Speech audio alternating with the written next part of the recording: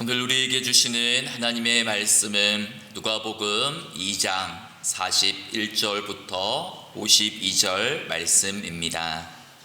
그의 부모가 해마다 유월절이 되면 예루살렘으로 가더니 예수께서 12살 되었을 때에 그들이 이 절기의 관례를 따라 올라갔다가 그 날들을 마치고 돌아갈 때에 아이 예수는 예루살렘에 머무셨더라.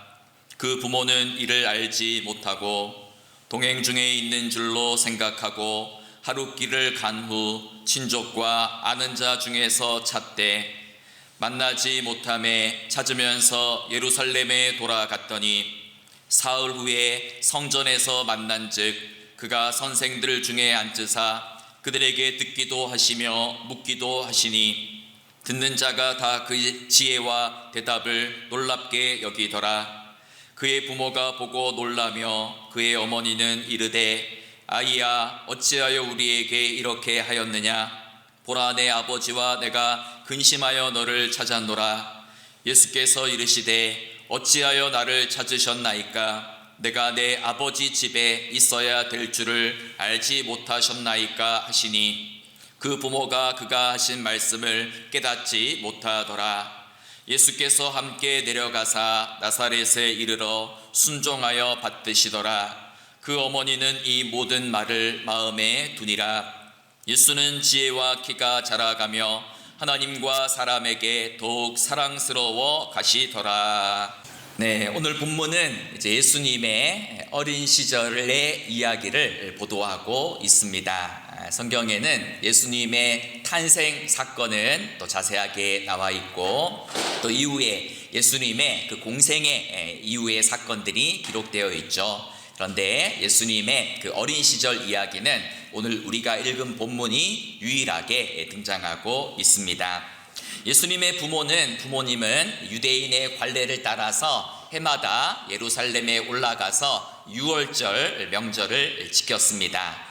유월절이라는 것은 유대인들이 지키는 3대 명절 중에 이제 가장 큰 명절입니다. 그래서 이 유월절이 되면 평소 예루살렘에 거주하는 사람 숫자보다 대략 한 10배 정도 되는 더 많은 사람들이 집중적으로 이 예루살렘을 찾게 됩니다. 그래서 이 기간은 아마도 이 수많은 인파로 인해서 또 축제 분위기로 인해서 막 다들 정신이 없고 도시 전체가 복잡하고 들썩이는 그러한 이제 시간이었습니다. 그래서 이제 일주일간의 명절이 끝나고 예수의 부모 요셉과 마리아는 이제 고향으로 나사렛으로 이제 내려가고 있었습니다. 그리고 아들 예수도 당연히 내려가고 있는 무리들 틈에 있는 줄 생각했습니다.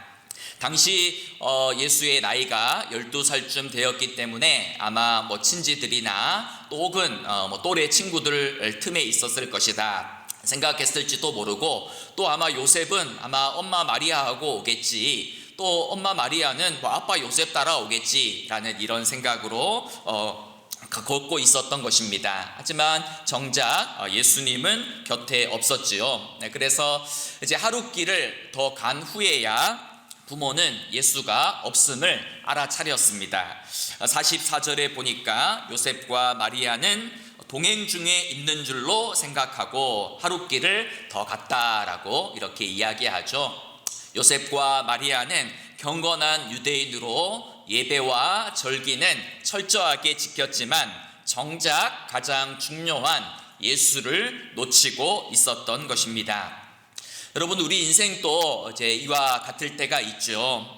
막연히 예수님이 나와 동행하실 것이다 라는 착각 속에 있어서는 안 됩니다. 나는 모태신앙이니까, 나는 어릴 때부터 교회를 다녔으니까, 나는 직분자니까, 나는 매주 예배드리고 봉사하니까 막연하게 예수님이 함께 하시겠지라는 그런 착각을 해서는 안 됩니다. 왜냐하면 신앙생활의 가장 무서운 적은 뭐겠습니까? 안일함과 타성입니다. 요셉과 마리아는 예수가 있는 줄 알고 하룻길을 더 갔습니다. 우리도 예수님 없이 하루를 살 수 있고 1년을 살 수 있고 10년을 무심히 흘려보낼 수 있습니다. 교회에 나와서 예배를 드리고 봉사를 하지만 예수 빠진, 예수님이 없는 예배를 드릴 때도 있고 예수와 상관없는 봉사를 할 때도 있는 것입니다. 이 연말 연시가 되면 참 모두들 바쁘고 분주하죠. 특별히 교회는 성탄절을 앞두고 여러모로 분주합니다. 장식도 하고 또 성탄절 행사도 준비하고 찬양도 준비해야 되죠. 또 교회들마다 발표회도 하지요. 또 음식도 준비해야 되죠. 이렇게 바쁘고 분주합니다. 그래서 우리가 예수님의 오심을 4주 동안, 대림절 동안 열심히 기다리는데 정작 성탄절은 1년에 단 하루 1시간의 짧은 행사나 이벤트로 끝나버릴 때가 많이 있습니다. 가장 중요한 성탄의 주인공인 예수님을 놓쳐버릴 때가 있다라는 것이죠. 오늘은 우리 성탄절이 지나고 맞이하는 첫 번째 주일입니다. 우리 성탄은 성탄절 12월 25일 단 하루만 지키는 절기가 아니고 오늘부터 성탄절부터 약 10일 정도, 즉 1월 6일 주연절까지 이어지는 한 열흘간의 그 기간 전체를 가리켜서 성탄절이다라고, 성탄절기다라고 이야기를 합니다. 그래서 우리는 이제 성탄절이 지났으니까 성탄절 찬양도 하지 말고 예수님을 까먹고 있는 것이 아니고 성탄절 이후에 지금 내 삶의 자리에, 내 삶의 중심에는 예수님이 함께하고 계시는가, 나는 지금 예수님과 함께 동행하고 있는가, 그것을 다시금 생각해야 합니다.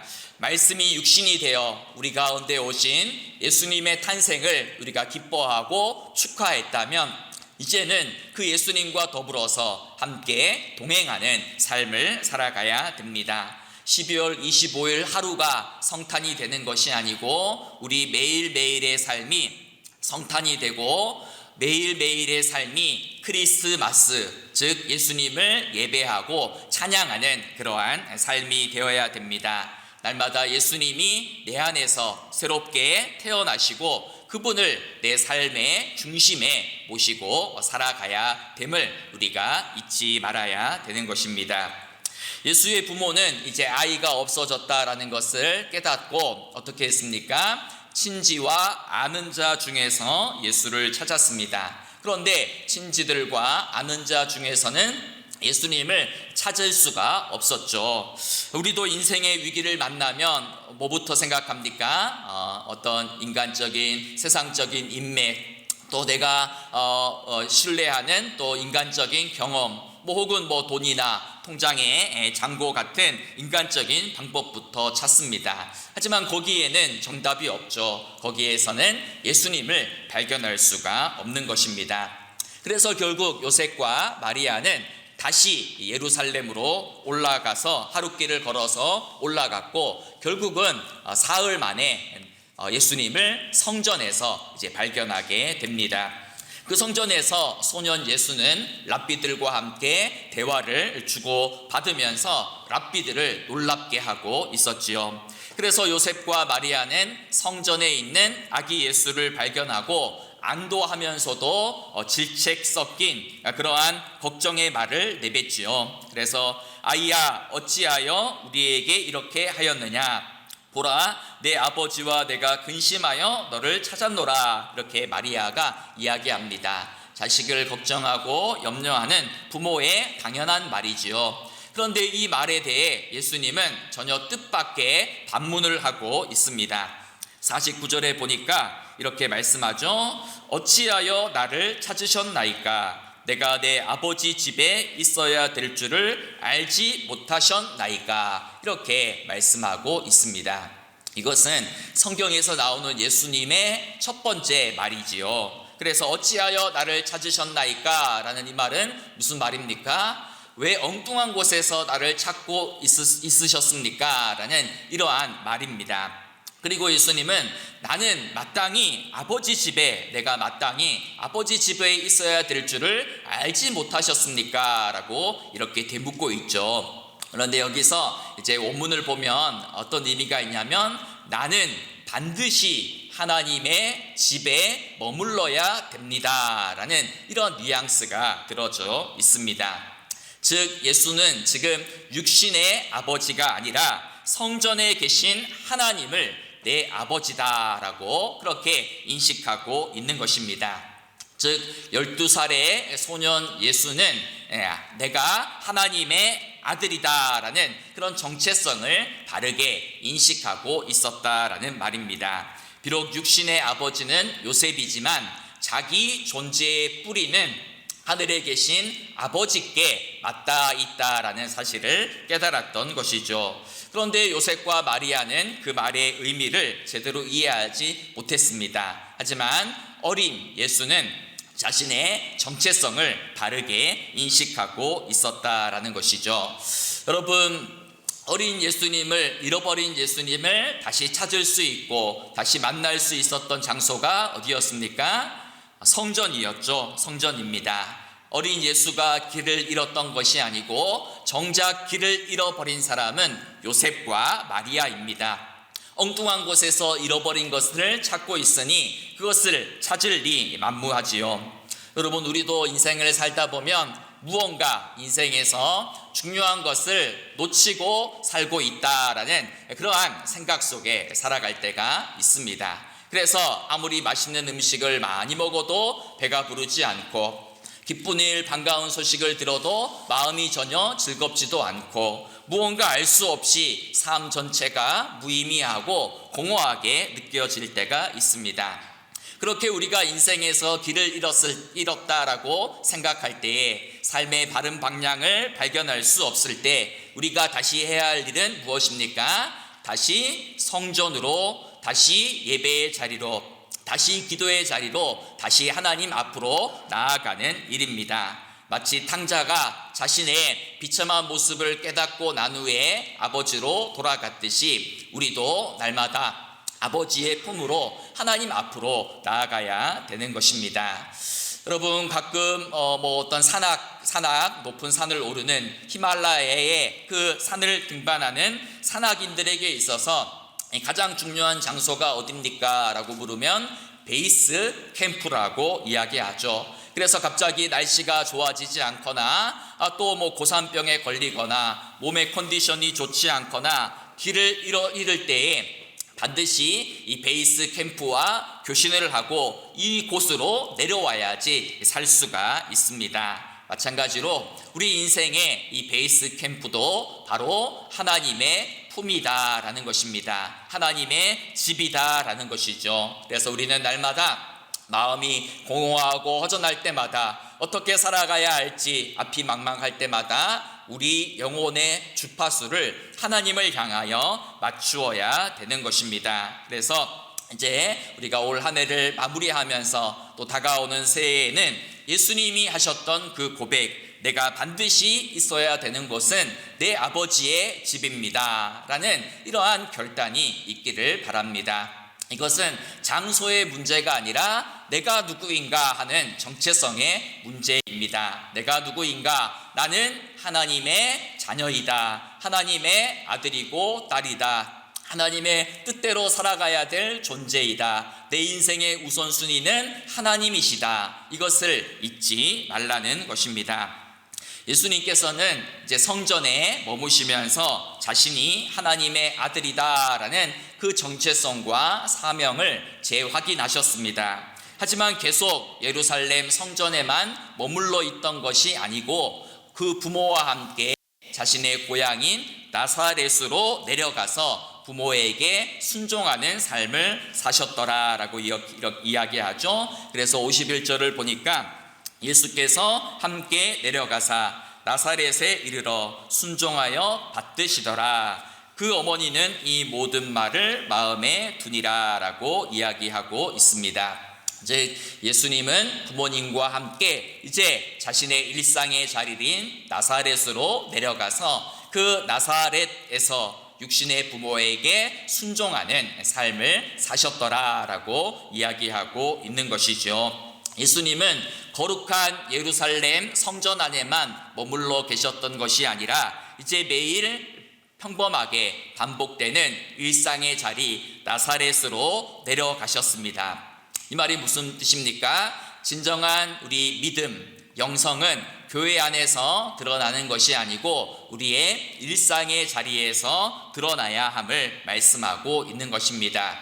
성전에서 교회 안에서 하나님을 만났던 그 체험과 간증이 나사렛이라는 일상 속에서 구체화되어 나타나야 한다라는 것이죠. 그리고 우리에게 주어진 그 평범한 일상의 자리에서 우리는 신앙의 성장과 성숙을 이루어 나가야 됩니다. 그래서 성경 기자는 예수님의 어린 시절을 한마디로 요약해서 이렇게 표현합니다. 52절을 보니까 예수는 지혜와 키가 자라가며 하나님과 사람에게 더욱 사랑스러워 가시더라, 이렇게 이야기하고 있죠. 이것은 무슨 뜻입니까? 지혜가 자라났다라는 것은 지적인 성장이 있었다라는 것입니다. 즉 예수님이 시간이 지나가면 지나갈수록 하나님의 뜻을, 하나님의 말씀을 더 잘 분별하고 판단하는 그러한 지혜가 자라났다라는 것이죠. 키가 자라났다는 것은 육체적으로 건강하게 자라났다라는 것이죠. 그 다음에 하나님께 사랑스러워졌다라는 말은 무슨 뜻입니까? 하나님과의 관계가 더욱더 깊어지고 친밀해졌다라는 뜻이죠. 그리고 사람에게 사랑스러워져 갔다라는 말은 뭐겠습니까? 바로 사회적인 성장입니다. 즉 사회 속에서, 공동체 속에서 사람들의 인정과 칭찬을 받는 삶을 사셨다라는 그러한 이야기이죠. 여러분, 이것은 예수님께만 해당되는 것이 아니고 여러분 모두에게 해당되는 말씀이어야 됩니다. 그래서 우리가 다가오는 새해에는 우리가 지적으로, 또 영적으로, 또 사회적으로, 또 관계적으로 더욱더 자라나고 성장해야 됩니다. 나이가 들수록, 세월이 지나갈수록 우리 몸과 마음이, 영혼이 더 굳어지고 딱딱해지는 것이 아니라 더 부드러워지고 더 온유해지고 겸손해지고 사랑이 넘치는 그러한 존재로 거듭나야 된다라는 것이죠. 여러분, 새해에는 우리 모두가 예수님처럼 또 지적으로, 사회적으로, 또 육체적으로 또 더욱더 자라나며 건강해지는 그러한 복이 임하기를 소망합니다. 그래서 이만하면 이제 됐다, 이것이 아니고 예수님을 이전보다 더 알아가고 배워가는 일에 힘써야 됩니다. 하나님의 말씀에 더 귀를 기울이고 말씀도 더 많이 읽고 하나님의 뜻이 무엇인지를 더 잘 분별하는 지혜가 넘쳐나야 되지요. 그리고 또 우리의 육체는 무엇입니까? 하나님의 성전이죠. 하나님의 성전인 우리의 몸도 잘 관리하고 절제하고 건강도 또 잘 챙기면서 또 한 해를 보내어야 될 것입니다. 또 하나님과 사람들로부터 사랑스러워가는 존재, 하나님과의 관계가 더욱더 깊어지고 또 친밀해지고 또 사람들로부터도 인정받고 칭찬받는 그러한 사람이 되어야 됩니다.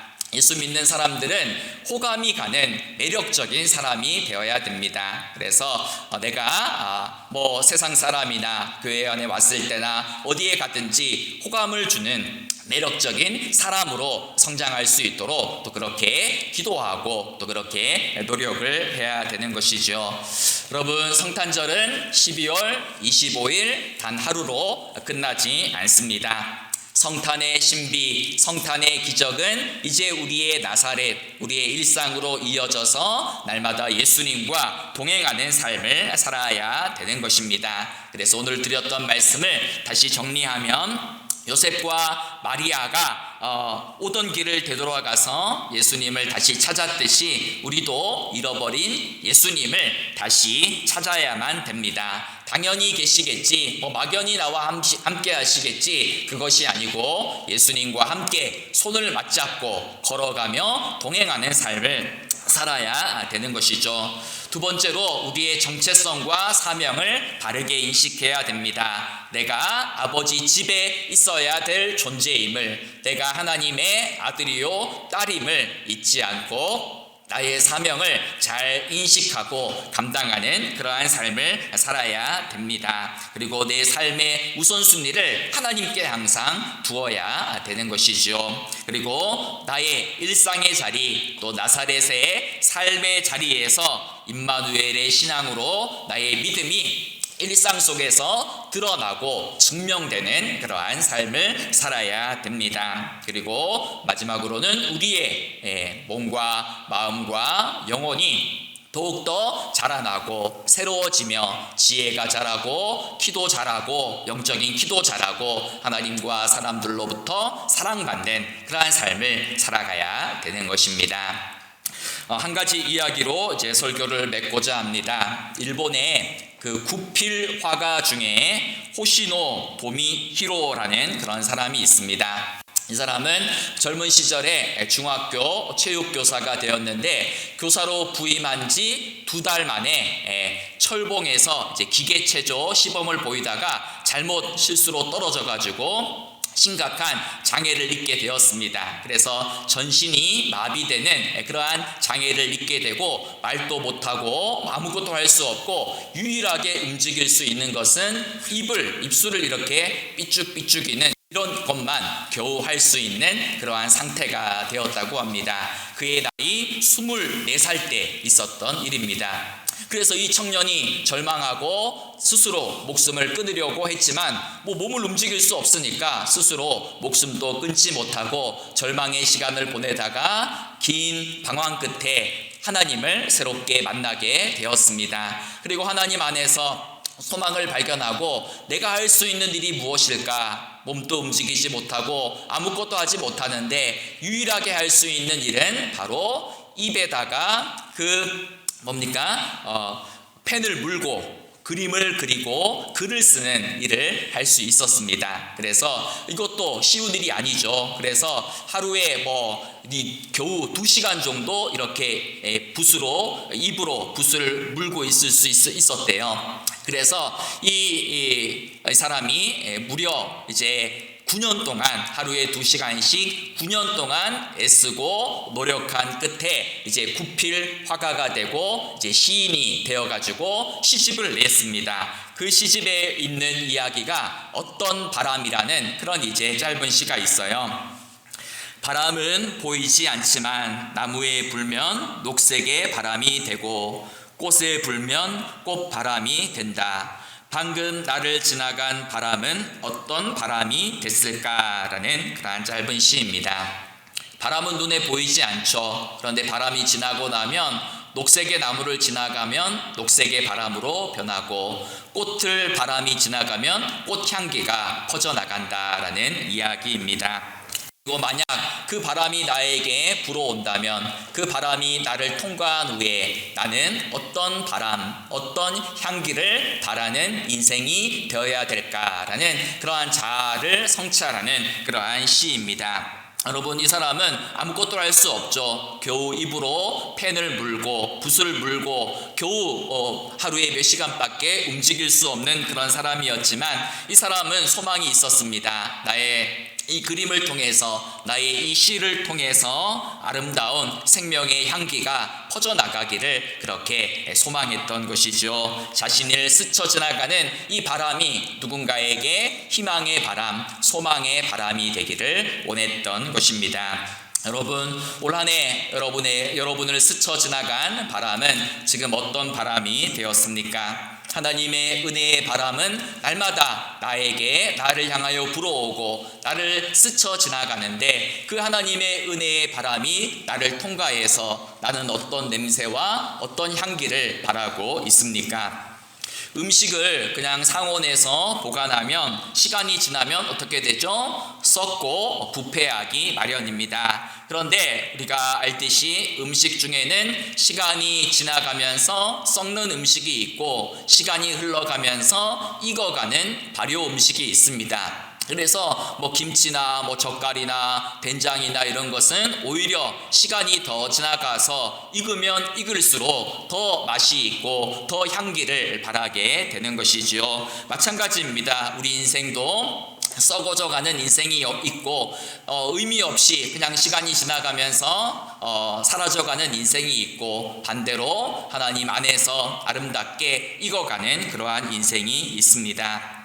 여러분, 오늘은 또 한 해의 마지막 주일이죠. 올 한 해 여러분의 삶에 또 여러 가지 참 많은 일들이 있었죠. 그래서 365일을 돌아보면 기쁜 날도 있었고, 또 슬픈 날도 있었고, 맑은 날도 있었고, 흐린 날도 있었고, 비가 오는 날도 있었고, 또 천둥이 치고 번개가 치는 그러한 날도 있었을 것입니다. 그리고 그 모든 날들을 감싸고 있는 또 평범한 하루하루가 있었을 것입니다. 그런데 매일마다 다르게 펼쳐진 하루하루였지만 그 수많은 날들은 다 하나님이 손으로 붙드셨고 하나님의 은혜로 둘러싸인 날들이었습니다. 그럼에도 불구하고 우리의 삶을 또 돌아보면 감사보다는 또 불평이 많이 있었고, 또 소망보다는 절망할 때가 더 많이 있었고, 또 사랑할 때보다는 미워할 때가 더 많이 있었습니다. 그러하기에 우리는 또 오늘 마지막 주일을 보내면서 하나님, 나에게 다시금 하나님의 은혜의 바람을 새롭게 불어주십시오. 그래서 하나님의 은혜를 또 경험하고 누리는 내가 하나님의 은혜를 받은 자답게 이제는 생명의 향기를 바라며, 꽃의 향기를 바라며, 복음의 향기를 바라며 그렇게 살기를 소망합니다. 나를 지나간 이 바람이 무미건조한 바람, 무색무취의 바람이 아니라 복음을 드러내는 생명의 향기가 되기를 원합니다. 라는 그런 마음과 결단으로 또 이 한 해를 마무리하시기를 바랍니다. 지금 여기까지 우리의 삶을 지켜주신 에베네셀 하나님께 감사하며, 다가오는 새해에도 여호와 일의 하나님께서 우리의 모든 것을 준비하시고 책임져 주실 것을 기억하며, 무엇보다 임마누엘의 신앙으로 날마다 예수님의 손을 붙잡고 예수님과 한 걸음 한 걸음 동행하며 살아가는 우리 모든 광덕교회 성도님들이 되시기를 축복합니다. 기도하기를 원합니다.